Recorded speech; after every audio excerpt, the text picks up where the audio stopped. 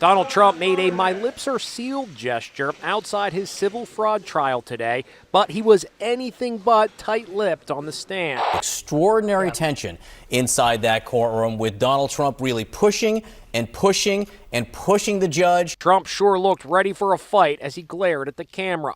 He clashed with Judge Arthur Engoron from the moment he took the stand, giving long speeches instead of yes and no answers. "This is a very, very unfair trial. Very," Trump complained. "Control your client," the judge told Trump's attorneys. "If you can't, I will." He even snapped at lawyer Alina Habba, telling her to sit down when she insisted maybe he should listen to Trump's long-winded rants. She hit back outside the courthouse. I was told to sit down today. I was yelled at, and I've had a judge who is unhinged slamming a table. Let me be very clear. I don't tolerate that in my life. I'm not going to tolerate it here. Hey friends, welcome to Dr. John Podcast. Judge Merchan crossed a threshold no previous court has crossed with a sitting president, finding Trump in contempt not once or twice, but 10 separate, individually documented, carefully adjudicated times for violating a gag order that existed for one reason: to protect the lives and safety of witnesses and court personnel in his criminal trial. The fines Merchan imposed totaled $9,000, the absolute statutory maximum the law permitted him to levy for each violation. Hey there, Vlad. Well, Judge Juan Merchan began today's proceedings with what he described as a little bit of good and bad news for former President Donald Trump. We'll start with that bad news and the headline. Judge Juan Merchan has found that Donald Trump violated the gag order placed on him 9 out of 10 times that the prosecutors allege he had done so. And as a result, he is now fining Trump $1,000 per violation. So fast math shows us that's a $9,000 fine and being held in contempt of this courtroom for consistently violating the gag order by attacking jurors in this case or potential witnesses. He pushed the financial penalty framework to its absolute limit, and then he did something extraordinary. He wrote into the formal record of the court, in language that leaves no ambiguity and no escape hatch, that the fines were no longer working. The monetary sanctions, the tool that courts have used for centuries to compel compliance with their orders, had failed. The defendant before him had absorbed the maximum financial penalty the law allowed and had continued the behavior that prompted the penalties in the first place. And so Merchan wrote the words that no judge has ever had to write about an American president. Any future violation of this order will be punishable by incarceration. Donald Trump was warned again on Monday that he could go to jail if he keeps violating the gag order in his hush money criminal trial. New York Judge Juan M. Merchan, in his most explicit warning to date, said that it is clear the legal maximum fine allowed of $1,000 per violation isn't working. The judge said to Trump, "The last thing I want to do is put you in jail. You are the former president of the United States and possibly the next president as well. There are many reasons why incarceration is truly a last resort to me. To take that step would be disruptive to these proceedings. And the magnitude of such a decision," he said, "is not lost on me." However, Judge Merchan said that his duty is to the integrity of the trial and the integrity of justice. And he says that Trump has been undermining that with his repeated rhetoric about witnesses and about the jury in this case. Not might be, not could potentially be considered for, will be. The word is will. It is a promise, a warning, a formal judicial notification that the next step in the escalation sequence is jail, and that the court has exhausted every other option the law provides. The very next day, Donald Trump stood before a crowd of thousands in Wisconsin, the cameras rolling, the nation watching, and called Judge Merchan crooked. He attacked the ruling. He attacked the judge. He did, in front of a massive audience on national television, precisely the kind of thing the gag order was designed to prevent, precisely the kind of thing the incarceration warning was issued to deter. I got indicted. I'm a president of the United States. And I got indicted. Now think of it, for nothing. There's no crime. Now I have a crooked judge. He's a totally conflicted judge. And I come, unfortunately, it's a 95% or so Democrat area. Other than that, things are wonderful. Got indicted. So I got indicted 4 times. Then I have civil trials, too, all coming out of the White House, everything, like a third world country. To every college president, I say remove the encampments immediately, vanquish the radicals, and take back our campuses for all of the normal students who want a safe place from which to learn.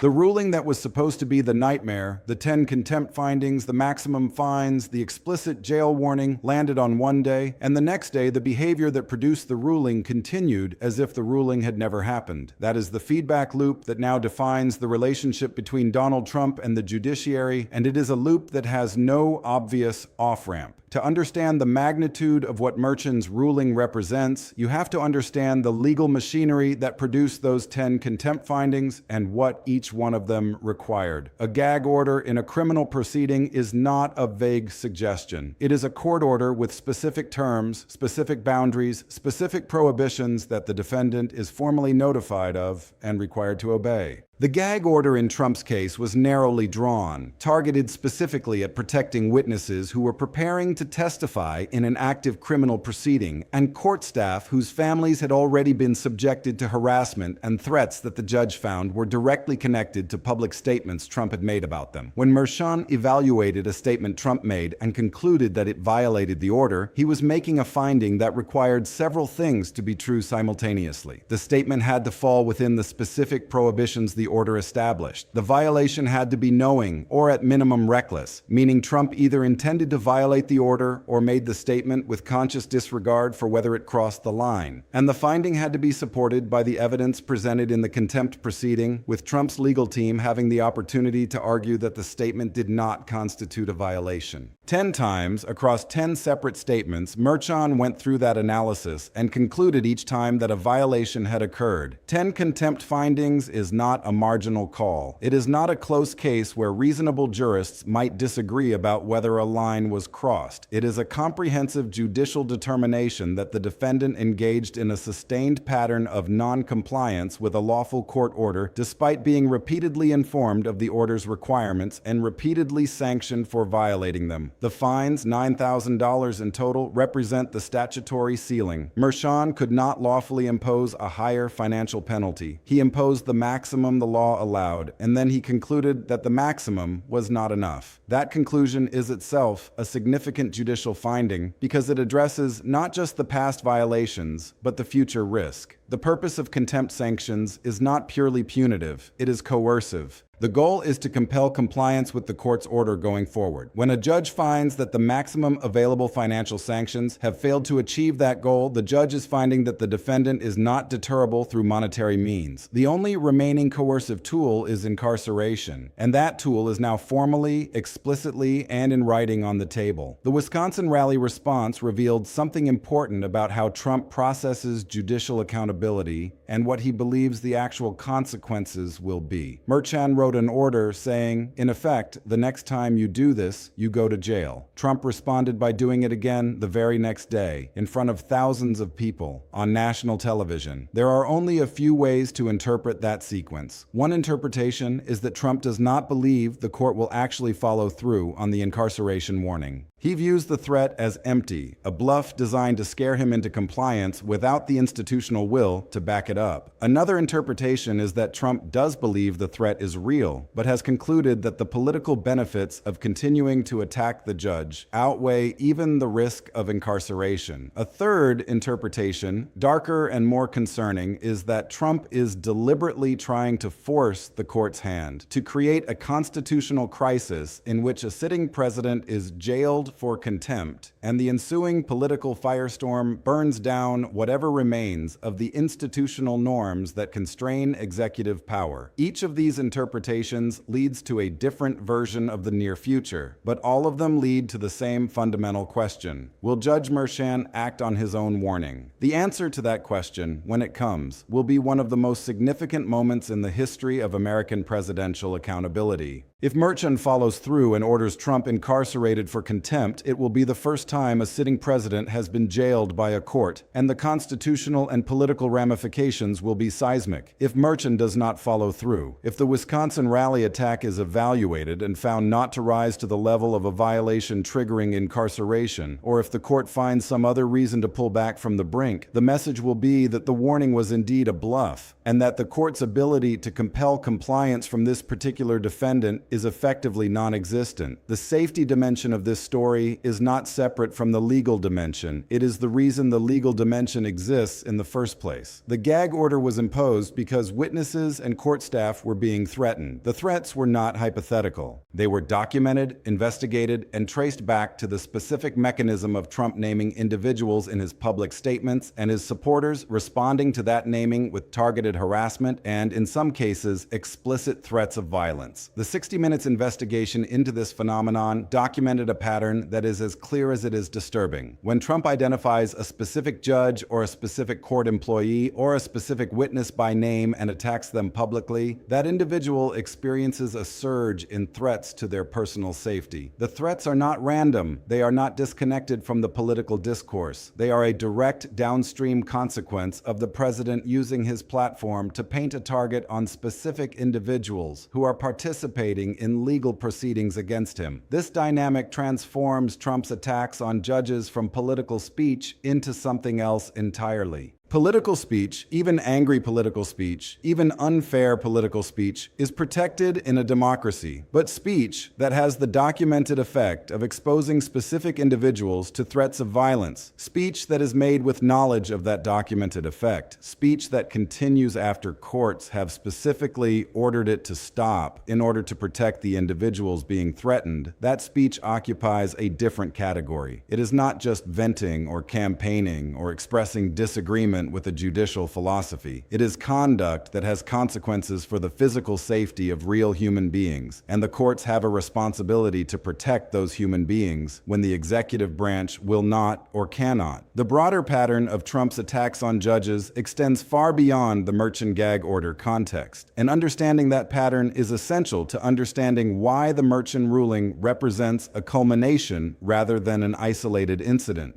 When the Supreme Court ruled against Trump's tariff program in a 6-3 decision that included 2 of his own appointees in the majority, Trump did not issue a statement expressing respectful disagreement with the court's interpretation of the major questions doctrine. He called the justices fools. He called them lapdogs. He attacked them personally by name on social media and in public statements for the sin of applying the law in a way he did not like. These were the justices he selected, the people he held up as exemplars of judicial excellence when their confirmation served his political purposes. The moment their legal reasoning diverged from his political preferences, they became fools and lapdogs, deserving of public humiliation from the president who appointed them. When Judge Arthur Engoron issued the civil fraud judgment that threatened Trump's business empire, Trump attacked him from courthouse hallways, from press conferences, from social media, in language that Engoron himself referenced in subsequent rulings discussing Trump's complete failure to accept responsibility for his conduct. When federal judges ruled against his immigration detention policies, he attacked them as political activists wearing robes, as enemies of the American people, as part of the deep state conspiracy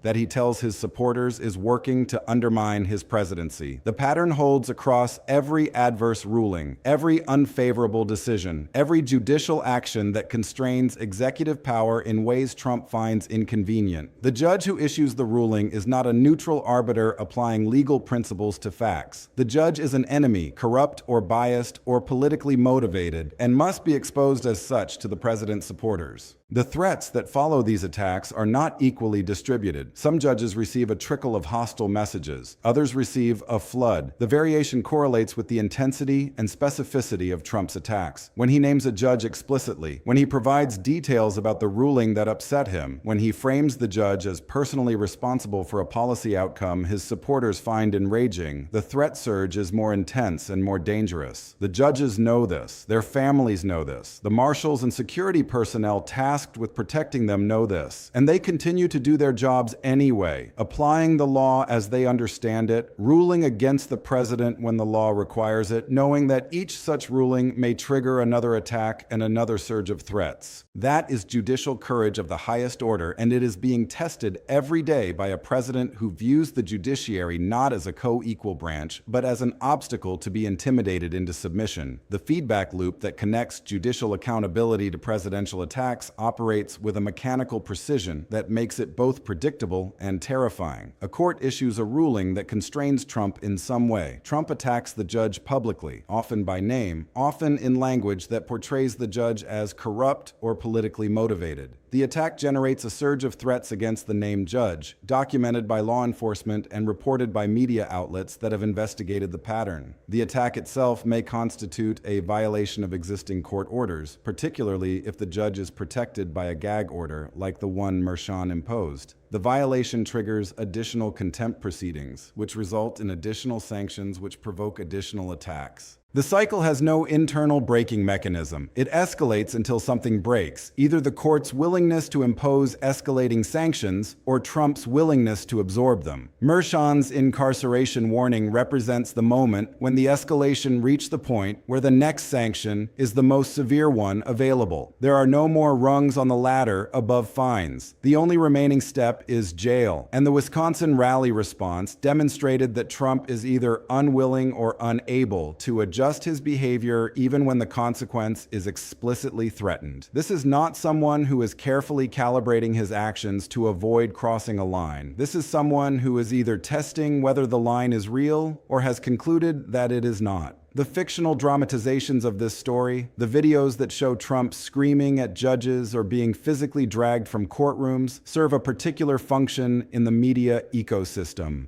They take the real elements, the 10 contempt findings, the incarceration warning, the rally attacks, and compress them into a single dramatic moment that delivers the emotional catharsis of accountability achieved. The audience gets to see Trump face the consequences that the real system is still struggling to impose. These dramatizations are not journalism. They are not accurate depictions of what actually happened in the courtroom. But their popularity reveals something genuine about the public's appetite for accountability, the desire to see the powerful face the same consequences that ordinary defendants face when they violate court orders. The real story, the one that requires no fictional embellishment, is that a sitting president has been found in contempt 10 times, has been warned in writing that the next violation means jail, and has responded by doing the thing that prompted the warning the very next day. That story is dramatic enough on its own. The unresolved question at the heart of this entire situation is whether the courts have the institutional will to enforce their own orders against the most powerful defendant they have ever faced. The legal authority to incarcerate a sitting president for contempt exists. The Supreme Court has never squarely addressed the question because no previous president has pushed the issue this far. But the weight of legal scholarship suggests that contempt sanctions, including incarceration, are within the judiciary's inherent authority, and that presidential status does not provide immunity from that authority. The practical questions are harder. How would incarceration be affected? Would the Secret Service accompany a jailed president? What facility would hold him? What would the political reaction be? These questions are unprecedented because the situation is unprecedented, and the answers would have to be worked out in real time by people operating without a playbook.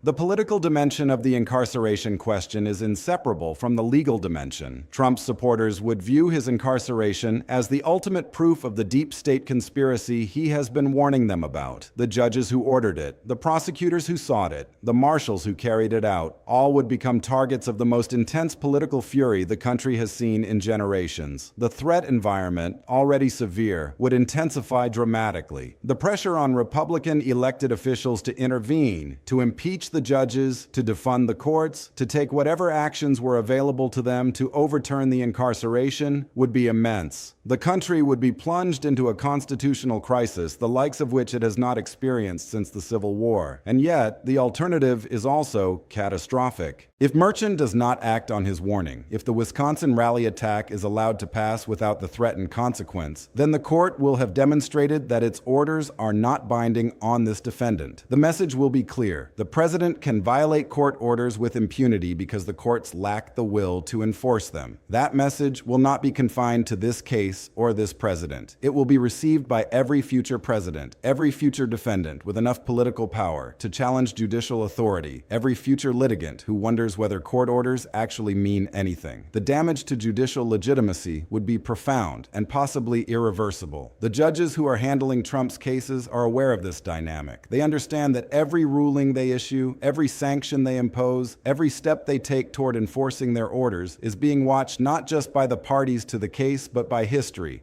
They are making decisions that will be studied in law schools for generations, decisions that will shape the contours of presidential accountability long after the current political moment has passed. The courage required to do this work, knowing that each decision may trigger a new wave of threats against you and your family, is difficult to overstate. Whatever one thinks of the specific legal conclusions these judges have reached, the fact that they are reaching them at all, that they are continuing to apply the law to the president despite the documented danger of doing so, is a testament to the resilience of the judicial function, even under extreme pressure. The Wisconsin rally attack on Merchan, viewed in the context of the incarceration warning, looks less like venting and more like a deliberate choice. Trump knows what the gag order requires. He knows what Merchan wrote in the order. He knows the potential consequence of continuing to attack the judge publicly. He did it anyway, in front of thousands of people on national television. That choice, whatever motivated it, has consequences. The court now must decide whether those consequences include the incarceration the order warned about. Merchan could find that the rally statement did not technically violate the terms of the gag order, that it fell outside the specific prohibitions the order established. That would be a defensible legal conclusion, though it would be difficult to reconcile with the purpose of the order and the history of the violations that preceded it. Merchan could find that the statement did violate the order, but that circumstances have changed in ways that make incarceration inappropriate at this time. That would preserve the theoretical possibility of future incarceration, but would weaken the deterrent effect of the warning. Or Merchan could find that the statement violated the order, that the warning was clear, that the defendant made a knowing choice to violate it anyway, and that incarceration is the appropriate and necessary response. The legal process for reaching that third outcome would be methodical and careful. There would be a hearing. Trump's lawyers would have the opportunity to argue against incarceration, to present mitigating factors, to propose alternative sanctions. Merchan would issue a written ruling explaining his reasoning, laying out the factual findings and legal conclusions that support the decision. The ruling would be appealed, possibly on an emergency basis, and the appellate courts would have to decide whether to stay the incarceration pending appeal. The process would take days at minimum, more likely weeks, and the entire country would be watching every step. The political pressure on every actor in the process, the judges, the lawyers, the marshals, the appellate panels, would be immense and unrelenting. The question of what happens next is the question that hangs over everything. Merchan's warning is in writing. Trump's response is on video. The two are in direct conflict, and the resolution of that conflict will determine whether the courts can hold this president accountable or whether accountability is a fiction that the legal system can threaten but never actually deliver. The feedback loop has been escalating for months. Each contempt finding, each attack, each sanction has moved the situation closer to the point where the system must either enforce its own rules or admit that it cannot. Now that point has been reached, and the decision belongs to one judge in a Manhattan courtroom who must decide whether the words he wrote in his order mean what they say.